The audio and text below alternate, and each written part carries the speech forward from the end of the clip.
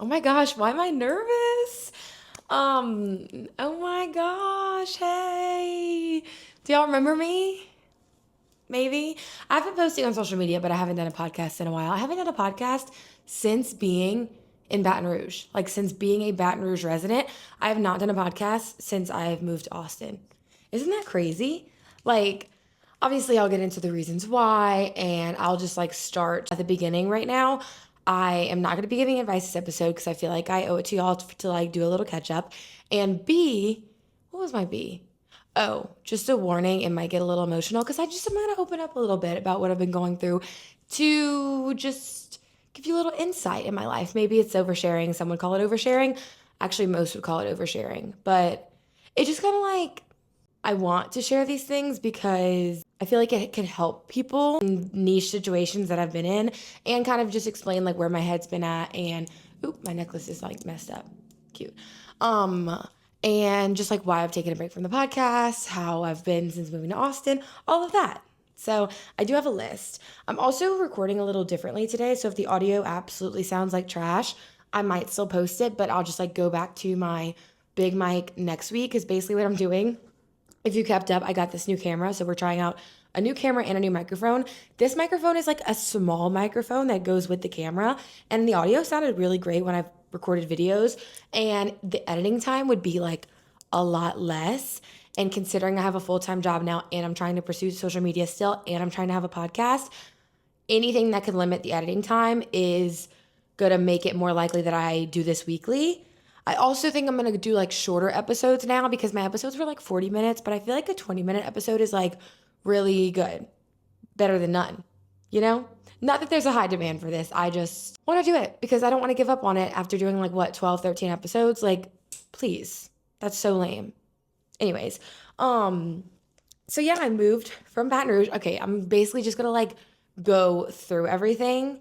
If you don't care, just I'll see you next week when I give advice again. Also, read and read advice. I haven't even opened the Google form in a while, so we'll see if anybody even needs advice anymore.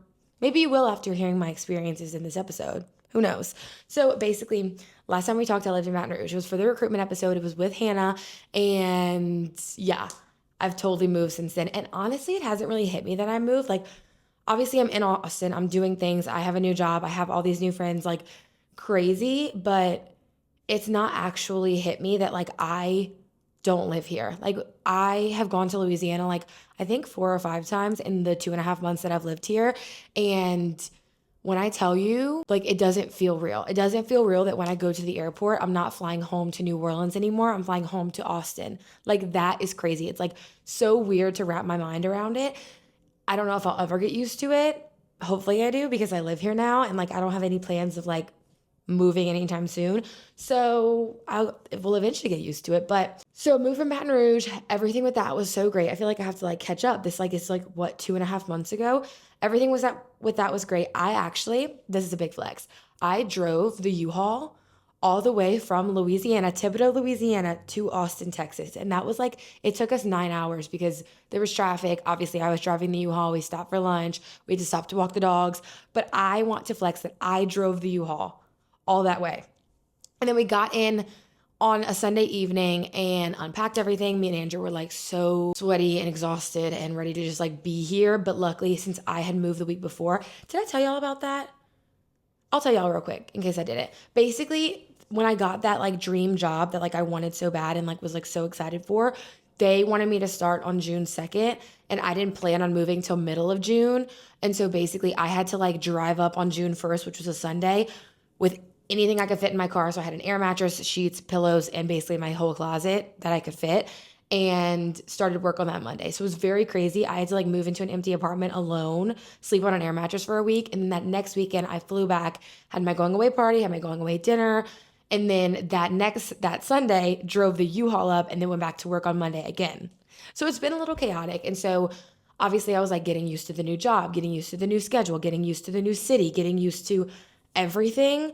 And then obviously bad things had to happen in the same time. So why would they not, you know? But I think I've talked about this before, but like on the fact of moving, it was brought on by a lot of change and a lot of loss. So just going back a little bit, I don't know how much I've talked about this, but I know y'all know about Claire and everything, but around the same time that Claire passed away, Claire, if you're new here, was one of my best friends. She passed away tragically in a car accident, and it was very hard on me. This was last November. Around that same time, I had a falling out with like two very close friends, two completely separate situations around the same time that Claire passed away. And that like literally rocked my world because I had like basically lost three best friends in different ways. And maybe that's like kind of bad to say and like compare that to that. But like it was like these friendship breakups were like grieving in a way, but different than my actual grief. It was like just very weird. And so that was like October, November, December time. My stepfather was in the hospital right before that. It was just, it was a lot. It was a lot, a lot, a lot. And then obviously Claire passed away and that kind of changed everything for me. And that was one thing that like really pushed me to move because I always wanted to do it. And I single-handedly watched Claire the year before fall in love with St. Pete when me and her went visit Kylie, and in the matter of weeks got a job, moved. Oh, I feel like my like voice is shaky now. Sorry if that's annoying. But like in the matter of like a couple weeks, find a job, move to a city that she loved, and like she did the damn thing. You know what I mean? And I was like, why am I just like waiting and watching life pass me by when life is so short? And I literally watched my best friend follow her dreams, and thank God she did because she lived like the best last year of her life. When I hate being in Louisiana, not that I hate it, but like I was stuck. I didn't have like everything I wanted. I wanted to be in a bigger city. I wanted to experience new things. I wanted to meet new people. And I was just like stuck in this box. So obviously that really pushed me to move. And so that was like a contributing factor. And then I knew I wanted to move to Austin. I got this new job. Loving my job, by the way. I've posted like content about it and everything, but literally when I tell you it is the perfect job for me, all the girls there are like so great, so amazing. I really like feel like it's exactly where I need to be. And that's something that I've been like trying to balance too is like I have done a lot for a 24-year-old. I own a business for 4 years. I had two storefronts. I do social media. I like am a very ambitious, like busy, go person to where I had to like take a step back and just say, I'm 24 years old. That is so young. I don't need to have it all figured out right now. I could just enjoy this.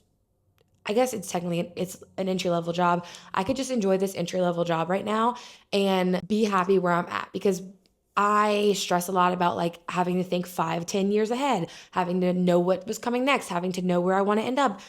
You don't have to. And that's what I'm trying to remind myself. Depends on the day. If you ask me some days, I'm like, I want to have it figured out. If you ask me other days, I don't want to have it figured out. That's where I'm at. But I do love my job. I do love everyone there. They're really so supportive of like my social media, who I am. And like, I struggled a lot growing up with, oh my God, I'm literally just trauma dumping. Please. Anyways, I struggled a lot growing up with like feeling like I had to like dim myself and like act a certain way to like fit in places. And I know that's like so pick me, but like it's true. And these girls truly just like make me feel so comfortable to be myself. And like I've like been dressing fun and experimenting with different things. And like they're all so great. Like I really can't speak highly enough about it. We could talk more about that. Maybe I'll do like a advice episode on like jobs and like working in your 20s, whatever. Next to my list. So I think like a month. Well, I should have done this in like chronological order. I'm kind of bouncing all over the place. Basically, my grandfather had been diagnosed with Alzheimer's, and I was very close to my grandfather growing up. Obviously, we knew his mind was like slipping these last couple years, but I never knew it was to the extent that it was until it was like so far gone. And so basically, brain farting. So I don't want to cry. So I might try to talk about this very matter of factly so I don't cry because I feel like if I start crying, then I won't stop. Anyways, so my grandfather was diagnosed with Alzheimer's, and before I moved to Austin, he was put in a nursing home. He didn't do very well in the nursing home, but I would go visit him and I would try to just like get him set up and like hang his pictures on the wall so he would like know he was there, and like we did different things. And I don't know if people like have family members that struggle with Alzheimer's, but like we found it very helpful to like remind him when people came because he felt like so isolated in the nursing home, and like being there, he felt like everyone had turned against him, like making him move out of his home and everything. And we really had to explain to him like this was for his safety, and so he would stay healthy and be healthy. And so this is just a side tangent, But we found it very helpful to have a wall calendar on his wall. And when people would come visit, they would sign their name.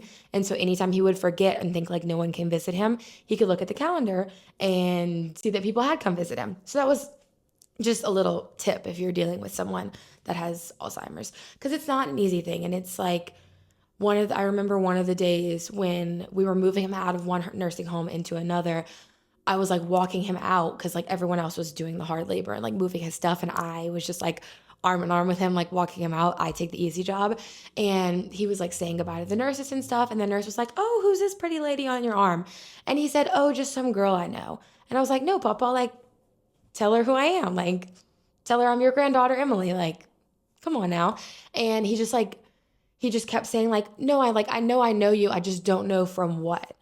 And that was like the moment to me where like I realized that it was a lot farther than I thought, because like he could hold a conversation and we would talk about his friends in the nursing home and like all this stuff.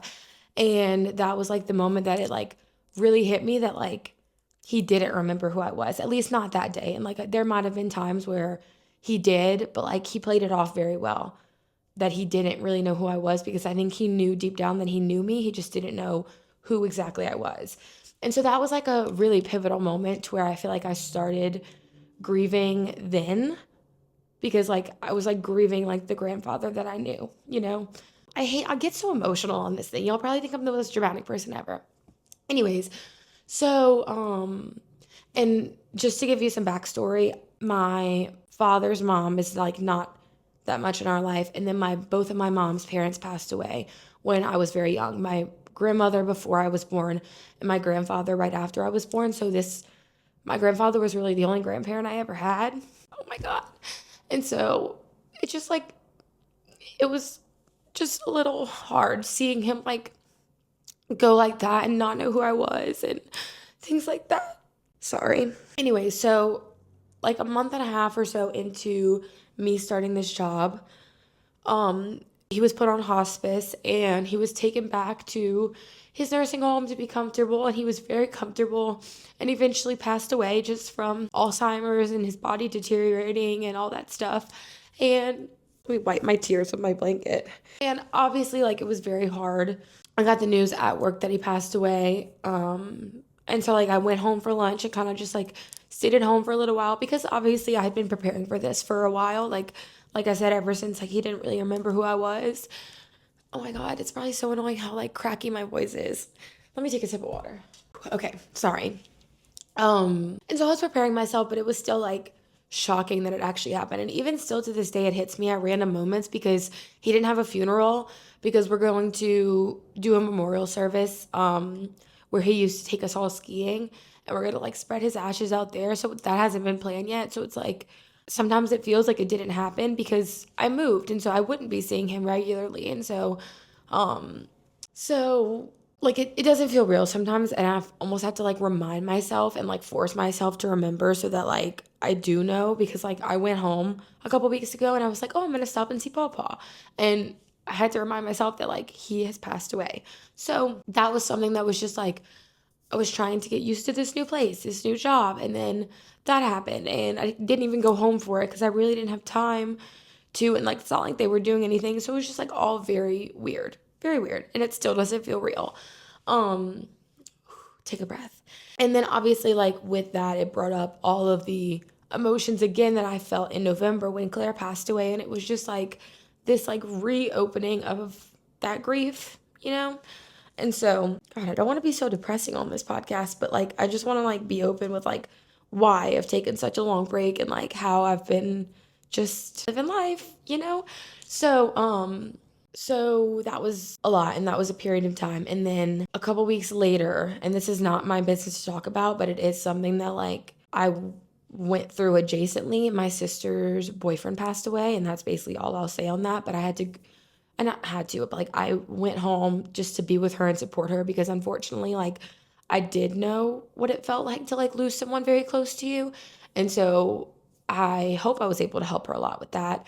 But that was just another thing on top of it, especially with me being like the oldest sister. Like people call me like the family planner and like the glue and stuff, because like I want to make sure that everyone's getting along and all this stuff. So it was just like obviously not as hard on me as my sister obviously, but it just like, it was like another cherry on top of me trying to just feel like life wasn't falling apart when it was. And then my family dog ran away and passed away and was found at a church. And then that was like another thing. And it was kind of like one thing after another to where I was like, when is it going to stop? You know?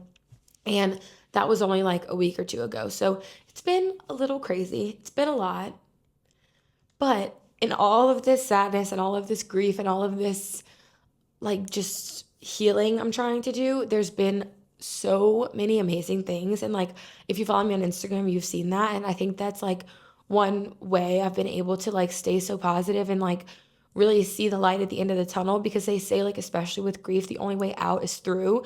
And you really just have to like push through every day and like just keep fighting to get past it, you know, because like that's what the people that you lost want you to do. Oh my God, I'm crying again. Sorry, this is like so vulnerable. The fact that I post this on the internet, like it's kind of crazy. But in all of the sadness, I'm trying to get to like the happy part of the podcast. If you've made it this far, thank you. Because I know it's not easy listening to a broken up voice. But my best friend Kylie, I went home. I planned her baby shower. It was like the most beautiful, fun day. I got to see a bunch of my friends again. Like we just had like such a good little weekend. I went home again, a separate weekend for my graduation. I got to see all my school friends. We celebrated me graduating with my master's. So I'm officially Emily Rodrick, MBA. And then when I got back from my graduation, I had been asked to do a video shoot for Dibs, which if you know Courtney Shields, she's like amazing. She's like big sister extraordinaire to everyone. Like I've followed her for a while. She's just like so great, and she DM'd me to be on this like Dibs video shoot, and I think it's actually coming out soon. It'll probably already be out by the time this podcast comes out, but tomato. And that was just like so cool, and like one of those moments where like I work so hard. Like obviously I have a 9 to 5, but I work so hard like after my 9 to 5 on my social media, editing videos, posting and everything. And it felt nice to have like some validation, because when I moved to this new city, I was like, I have so many connections in Baton Rouge. What if I don't make those connections in Austin, because it's such a big city and there's so many influencers, and why would they want me over these other like famous people? Like, and it was just like this very gratifying moment of, oh my gosh, this is so cool that I'm like at this video shoot with all these amazing people. I met other like Gen Z influencers. I met some like owners of really crazy, amazing brands that like I was able to connect with and just talk with. And it was like so rewarding that I was like, okay, this is like a turning point for me. Like this is the moment where like I'm gonna remember this and be like, this is what I'm working for, you know? So that was all very fun, but I've been exploring Austin. Like I've been doing so many fun things, as you could see if you do follow me on Instagram and TikTok. And I'm just having like so much fun just trying to step back and just enjoy life and not stress so much about everything, and really just like have time to relax and have time to reset and have a day where I just go lay out at Barton Springs and swim in a creek surrounded by beautiful nature. And that's one thing I've noticed in Austin is like people just want to enjoy life. Like you can notice that everyone is just like in the pursuit of happiness here. Like they have like 40-year-olds that you would think would typically have like a corporate 9 to 5 job working at like coffee shops, because like that's what they want to do, you know? And I'm trying to just have more of that energy, especially with like all the darkness that has been in my life lately. And so, yeah, that's my soapbox. But like I said, I'm not giving advice today. And this is basically like a mini episode, you know, a mini baby little episode where I cried for half of it. And you're so strong if you're still here, you know, but yeah, so this is like what I wanted to do to like kick back into it. Like I said, I might do shorter episodes. I might just so I can like get them out, because like I said, it is a lot, because I am trying to enjoy life and I am trying to work my 9 to 5, 40 hours a week. And I'm trying to keep up with the social media, and I'm trying to get back into my podcast. So it's a little bit of a lot, but it's all worth it to me, you know, because like I love what I do and I'm so grateful that I can do what I can do. And yeah, it's really exciting. It's really exciting. Well, welcome back to Second Opinion Society. I'm so glad y'all are here, and thank you for listening. Thank you for watching. If you're watching on YouTube, let me know how the new audio and video is turning out, because I'm a little nervous about it, but yeah. Oh my God, this was like so short. I feel like I should keep talking, but like I'm done. That was my list. I'll probably like right as I press in recording, I'll be like, damn it, I forgot to say that, but it's okay. I think you heard enough from me today, you know? Okay, well, love you guys so much. Thanks for listening. Thanks for watching. And I already said all this, but bye.